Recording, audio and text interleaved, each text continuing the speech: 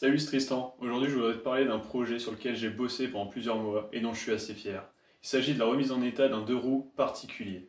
Allez, c'est parti!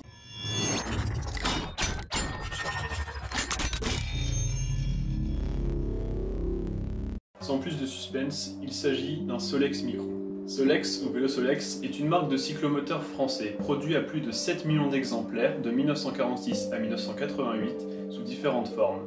Il est abordable, économique, à une vitesse de pointe de 40 km/h. Pour la partie technique, c'est un monocylindre 2 temps, refroidi par air, de 49 cm3. La transmission ne s'effectue pas par une chaîne comme la plupart des cyclomoteurs ou des motos, mais par galet. Un galet entraîné par le moteur vient directement se poser sur la roue avant pour entraîner le tout. Donc en résumé, un Solex, c'est un vélo sur lequel on a mis un moteur à l'avant. Mais je n'ai pas récupéré n'importe quel Solex. C'est un Solex Micron, qui comme son nom l'indique est petit. Allez, quand je vous disais qu'il était petit,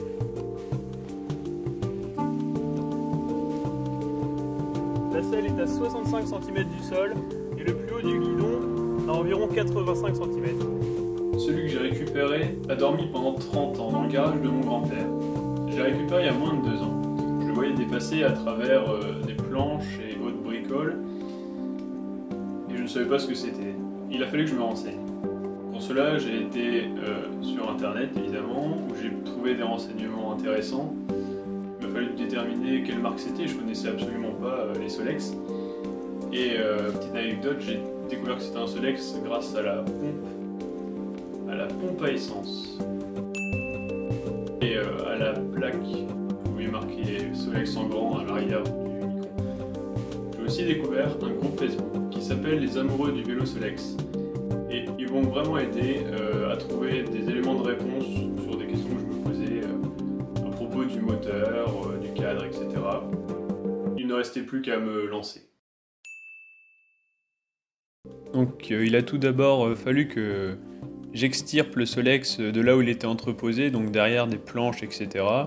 Et à première vue, il est plutôt sale, mais en bon état. Il manque quelques pièces, notamment au niveau du moteur, donc les capots, le garde-boue avant, et au niveau du phare, évidemment, le verre de phare et l'ampoule ici. Mais il est relativement complet. Ici, un détail du moteur, on constate qu'il est en plutôt bon état. Un peu de rouille, notamment au niveau du cylindre et du pot d'échappement, mais globalement en bon état. Donc je l'ai rapporté chez moi et j'ai commencé assez vite à démonter le phare, le capot en plastique, je n'ai toujours pas remis, et le garde-boue avant, donc ici en rouge. Et j'ai fait la dépose du moteur. Donc je savais que j'allais pas rénover le moteur tout de suite et que j'allais d'abord bien me renseigner.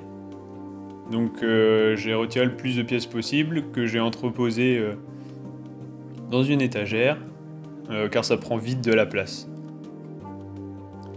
J'ai ensuite cherché de la documentation pour savoir les pièces qui me manquaient et franchement je m'en sors pas si mal. C'est parti, je m'attaque alors au nettoyage.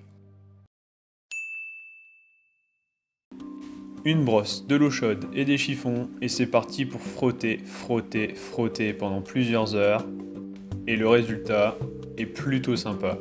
La peinture n'est pas trop abîmée, quelques coups, mais franchement, super état, pas besoin de repeindre le cadre. Je m'attaque alors aux roues.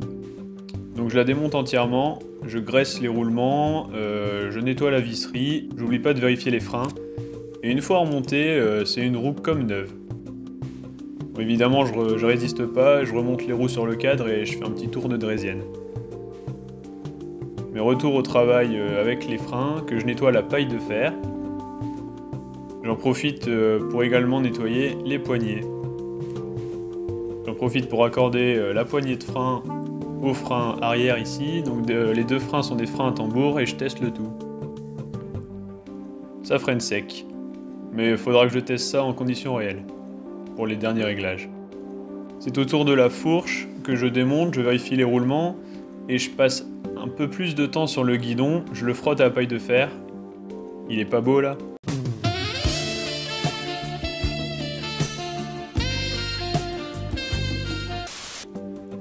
Voilà, ma partie cycle est finie. Fini. Non, il reste le phare à faire. Je n'ai pas trouvé de verre de phare, donc j'ai préféré le fabriquer en attendant d'en trouver un par thermoformage. J'ai donc ramolli une plaque de plexiglas avec un chalumeau que je suis venu poser sur le pot d'échappement qui avait la bonne forme. J'ai ensuite découpé la pièce et j'en ai profité pour repeindre l'intérieur du phare. J'ai remonté le tout avec une ampoule qui va bien et le résultat est plutôt pas mal. Voilà, la partie cycle est finie. Il faut maintenant que je m'attaque à quelque chose qui m'effraie un peu, le moteur. Voilà, c'est tout pour aujourd'hui. N'hésite pas à t'abonner pour ne rien louper de la suite. On s'occupera de la restauration complète du moteur et des premiers démarrages. A plus!